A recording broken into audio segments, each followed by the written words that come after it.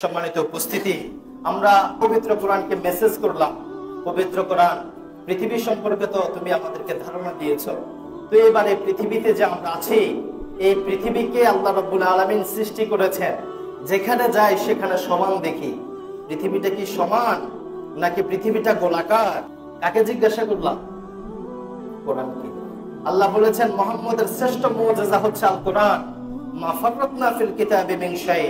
আল্লাহ বলছেন মুহাম্মদের এই কিতাব কোরআনের মধ্যে পৃথিবীর কোন জিনিস আমি বাদ রাখি নাই। তো আমরা কোরআনকে জিজ্ঞাসা করতে হবে না? কোরআনকে আমরা জিজ্ঞাসা করব, কোরআন যে পৃথিবীতে আমরা আছি 51 কোটি বর্গ কিলোমিটার, এই পৃথিবীটা কি সমতল নাকি পৃথিবীটা গোলাকার নাকি পৃথিবীটা চ্যাপ্টা গোলাকার? পবিত্র কোরআনকে যখন আমরা জিজ্ঞাসা করলাম, পবিত্র কোরআন সূরা নাজিয়াতের 30 নম্বর আয়াতে আমাদের উত্তর দিচ্ছে। আল্লাহ রাব্বুল আলামিন বলছেন ওয়াল আরদা বা'দা যালিকা দাহাহা। আল্লাহ রাব্বুল আলামিন বলেন ওয়াল আরদা, আর পৃথিবীকে বা'দা যালিকা, আকাশ সৃষ্টির পরে, দাহাহা, বিস্তৃত করেছি, ডিম্বাকৃতির মতো বানিয়েছি। কিসের মতো? ডিমের মতো। ডিম দেখেছেন না আপনারা? ডিমটা কি একদম ফুটবলের মতো গোল হয় না একটু চ্যাপ্টা টাইপের হয়? চ্যাপ্টা টাইপের হয়। দাহাবুন শব্দের অর্থ হচ্ছে যেটা গোল হবে তবে সেই গোলের মধ্যে একটু চ্যাপ্টা ভাব থাকবে। আমরা যখন এই কথা বললাম, কোরআন যখন আমাদেরকে এই উত্তর দিল, এই কথাটা বিজ্ঞান গবেষণা করে দেখেছে যে পৃথিবীটা আসলে কি গোলাকার নাকি সমতল। কারণ সন্দ্বীপের উত্তর মাথা থেকে দক্ষিণ মাথায় যদি কোনো মানুষ হেঁটে যায়, সে বলবে 30-40 কিলোমিটার যে হাঁটলাম, কোথাও তো উঁচু নিচু দেখলাম না, পুরোটা সমান দেখলাম। তাহলে বোঝা যায় পৃথিবীটা মনে হয় সমতল। আধুনিক বিজ্ঞান গবেষণা করে দেখেছে, স্যার ফ্রান্সিস ড্রেক, তিনি ইতালির প্রেসে শহরে জন্মগ্রহণ করেছেন এবং স্যার ফ্রান্সিস ড্রেক 1597 খ্রিস্টাব্দে পুরো পৃথিবীতে, পৃথিবীর উত্তর মেরু থেকে দক্ষিণ, পূর্ব থেকে পশ্চিম, পুরো পৃথিবীতে তিনি ভ্রমণ করেছেন। স্যার ফ্রান্সিস ড্রেক তিনি আজ থেকে প্রায় 400 বছর আগে পুরো পৃথিবীতে সফর করার পরে পুরো পৃথিবীবাসীকে সে একটা তথ্য জানালো যে আমি পুরো পৃথিবীতে ভ্রমণ করেছি। পুরো পৃথিবীতে ভ্রমণ করার পরে আমার কাছে যে বিষয়টা সুস্পষ্ট হয়েছে যে পৃথিবীটা সমতল নয়, এই পৃথিবীটা হচ্ছে চ্যাপ্টা গোলাকৃতি। সুবহানাল্লাহ বলবেন না?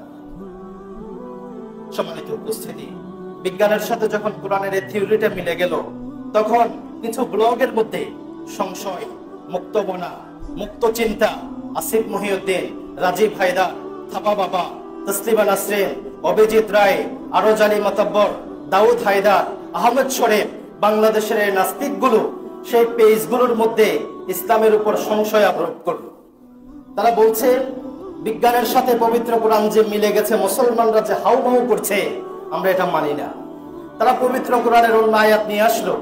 আল্লাহ রাব্বুল আলামিন সূরা বাকারার 22 নম্বর আয়াতের মধ্যে বলেন, আল্লাযী জাআলাল আরদা ফিরাশা ওয়াস সামাআ বিনাআ ওয়া আনজালা মিনাস সামাই মাআন ফাখরাজা বিহি মিনাস সামারাতি রিজকান লাকুম ফালা তাজআলু লিল্লাহি আমদাদান ওয়া আনতুম তা'লামুন।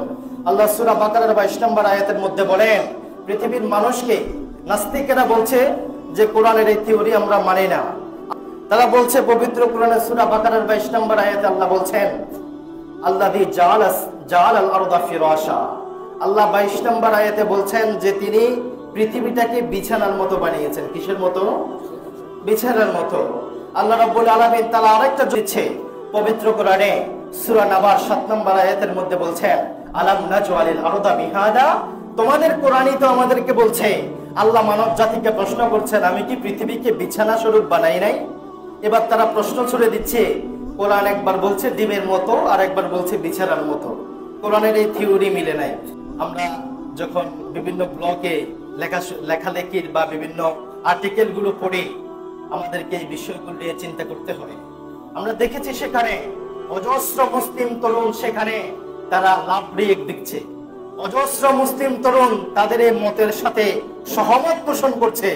আপনারা অবাক হবেন, আমার মতো এরকম পাগড়ি মাথায় দেওয়া, জুব্বা গায়ে দেওয়া, কোটি গায়ে দেওয়া, দাড়ি মুখেওয়ালা বহু মুফতি নাস্তিকদের শ্বাস পালনে স্বীকৃতি দিয়ে মুসলমান থেকে নাস্তিক হয়ে গেছে।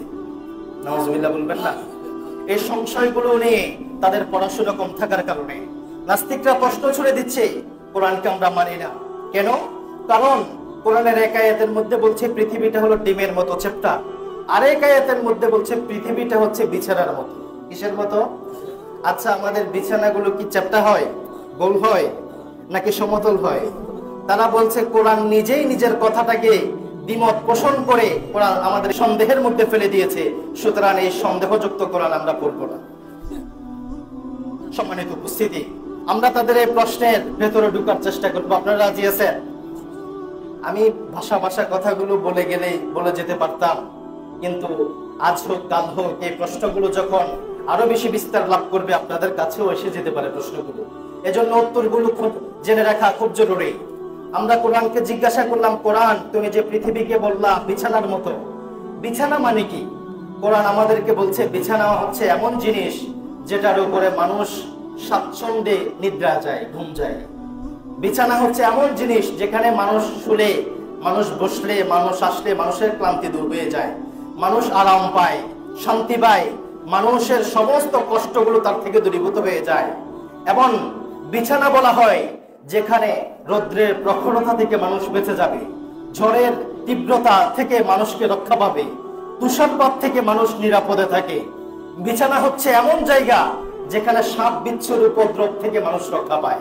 এজন্য দেখবেন কাঠুরিয়ারা সারাদিন জঙ্গলে কাজ করলেও ঘুম সেখানে যায় না, সন্ধ্যায় ঘুম যাওয়ার জন্য নির্দিষ্ট একটা রুমে আসে কিনা? তাহলে আমরা বিছানা পাইলাম যেটা হলো রোদ থেকে বাঁচাবে, বৃষ্টি থেকে বাঁচাবে, সাপ বিচ্ছু বিষাক্ত কীট পতঙ্গ থেকে বাঁচাবে, তুষারপাত থেকে বাঁচাবে, বরফ থেকে বাঁচাবে এবং সমুদ্রের উত্তাল তরঙ্গ থেকে আমাদেরকে বাঁচিয়ে দেবে। আল্লাহ রাব্বুল আলামিন কোরআনকে আমরা জিজ্ঞাসা করলাম, কোরআন ফিরাশ মানে কি, এবার আমাদেরকে বলো। তো কোরআন আমাদেরকে বলছে ফিরাশ মানে হচ্ছে আল্লাহ যে অজস্র গ্রহ, উপগ্রহ, নক্ষত্র সৃষ্টি করেছেন, এই সবগুলোর মধ্যে সবচেয়ে উত্তম আবাস উপযোগী একটা গ্রহ হচ্ছে এই পৃথিবীটা, যেখানে মানুষ প্রাণীকুল খুব স্বাচ্ছন্দ্যে নিজের জীবন, নিজের আমাদ আহ্লাদ, নিজের নিদ্রা খুব স্বাচ্ছন্দ্যে যেতে পারে। অন্য কোন গ্রহে এভাবে শান্তিতে ঘুম যেতে পারে। বুঝতে পেরেছেন কথা? তাহলে ফিরাশ মানে বিছানা নয়, ফিরাশ মানে হচ্ছে যেখানে শান্তিতে ঘুমানো যায়। ফিরাশ মানে হচ্ছে যেখানে প্রাণীকুলের একটি অভয় আশ্রয়স্থল হচ্ছে যে জায়গাটি, সেটি হচ্ছে ফিরাশ। আমরা আরেকটু গভীরে যাব। আমরা বিজ্ঞানকে জিজ্ঞাসা করব যে পৃথিবী ছাড়া অন্য কোনো জায়গায় থাকার কি যাব আবাসস্থল আমাদের জন্য নাই? বিজ্ঞান আমাদেরকে বলছে আর যে পৃথিবীটাতে আমরা আছি, এই পৃথিবীর 4টা স্তর। কয়টা স্তর? কয়টা স্তর? আমরা তো দেখি মাটি, কিন্তু বিজ্ঞান বলছে এই পৃথিবীর 4টা স্তর। প্রথম নাম্বার স্তরকে বলে ক্রাস্ট, যেটার আয়তন হচ্ছে 30 কিলোমিটার। যে জায়গাতে আমরা বসলাম সেখান থেকে নিচের দিকে 30 কিলোমিটার যাওয়া পর্যন্ত এই জায়গাতে প্রাণী বসবাস করতে পারে। বিজ্ঞানকে আবার জিজ্ঞাসা করলাম দ্বিতীয় স্তর কি? বিজ্ঞান আমাদেরকে বলছে দ্বিতীয় স্তর হচ্ছে মেন্টাল। সে মেন্টালের আয়তন কত? বিজ্ঞান আমাদেরকে বলছে সে মেন্টালের আয়তন হচ্ছে 2900 কিলোমিটার গভীর। 30 কিলোমিটার থেকে 2900 কিলোমিটার গভীর। আমরা বিজ্ঞানকে জিজ্ঞাসা করলাম 30 কিলোমিটার মাটি খুঁড়ে সেই মেন্টলের মধ্যে যদি আমরা থাকতে চাই থাকতে পারবো? বিজ্ঞান বলছে ঢুকলেই সাথে সাথে জ্বলে যাবে। কেন? বিজ্ঞান বলছে মেন্টলের তাপমাত্রা হচ্ছে 3700 ডিগ্রি সেলসিয়াস। কত ডিগ্রি সেলসিয়াস? আমাদের বাংলাদেশে 32 ডিগ্রি সেলসিয়াস, 35 ডিগ্রি সেলসিয়াস হলে মানুষের নিঃশ্বাস নাকের আগায় চলে আসে কিনা? 40 ডিগ্রি সেলসিয়াস হলে এসি, বরফ পানি, ঠান্ডা জায়গা খুঁজে খুঁজে বেড়ায়, ঘর থেকে বের হয়ে গাছের নিচে চলে যায়। বিজ্ঞান বলছে যেখানে 3700 ডিগ্রি সেলসিয়াস তাপমাত্রা, সেটা মানুষের বসবাসের কি নয়? উপযোগী নয়। আমরা বিজ্ঞানকে জিজ্ঞাসা করলাম তাহলে পৃথিবী নামক জায়গাতে এমন 4টা স্তর আছে যে 4 স্তরের মধ্যে এক স্তরে মানুষ থাকতে পারে আর 3 স্তরের মধ্যে মানুষ থাকতে পারে না। মেন্টলের পরে আরো 2টা স্তর আছে, একটা হচ্ছে তরঙ্গ স্তর, আরেকটা হচ্ছে কঠিন স্তর। তরঙ্গ আর কঠিন স্তরের সেই বিশাল বড় আয়তনের মধ্যে আমরা বিজ্ঞানকে জিজ্ঞাসা করি সেখানে কি আমরা থাকতে পারবো না? বিজ্ঞান বলছে মেন্টলের চেয়ে সেখানের তাপমাত্রা আরো বেশি, 5500 ডিগ্রি সেলসিয়াস তাপমাত্রা। কত ডিগ্রি? তাহলে আমরা কোরআনকে জিজ্ঞাসা করলাম যে কোরআন, পৃথিবীতে আমাদের বসবাসস্থল বিছানা যে বানিয়েছে আল্লাহ কিভাবে? কোরআন বলছে পৃথিবীর 4টা স্তর থেকে শুধুমাত্র একটা স্তর উপরিভাগ ক্রাস্ট 30 কিলোমিটার গভীর পর্যন্ত এই জায়গাটা হচ্ছে মানব জাতির জন্য উত্তম আবাসস্থল। আর কোন জায়গাতে মানুষ যেভাবে স্বাচ্ছন্দ্যে কখনো থাকতে পারবে না। তাহলে ফিরাশের উত্তর খুঁজে পেলাম তো? বিজ্ঞানকে আমরা এবার উত্তর দিলাম যে আল্লাহ রাব্বুল আলামিন ফিরাশ বলেছেন পবিত্র কোরআনে। ফিরাশ মানে হচ্ছে যে জায়গার মধ্যে মানুষ শান্তিতে থাকতে পারে। সুতরাং পৃথিবীকে আল্লাহ রাব্বুল আলামিন ডিম্বাকৃতির একটি শান্তির আবাসস্থল বলেছেন। এখানে কোরআনের এক আয়াত অন্য আয়াতের সাথে কখনো সাংঘর্ষিক নয়। বুঝতে পেরেছেন কথা? তাহলে ডিম্বাকৃতির জায়গাতে যদি মানুষ শান্তিতে থাকতে পারে, শান্তির বিছানায় ঘুমাতে পারে, তাহলে কোরআনের 2 আয়াত সাংঘর্ষিক হলো না এক হলো? বুঝতে পেরেছি কথাটা? তাহলে আল্লাহ পবিত্র কোরআনে বললেন মা ফাররাতনা ফিল কিতাবি মিন শাই। পবিত্র কোরআনে পৃথিবীর কোন জিনিসকে আমি ছাড়ি নাই, বিশদভাবে সবিস্তারে এই প্রত্যেকটা বিষয়কে আমি উল্লেখ করেছি।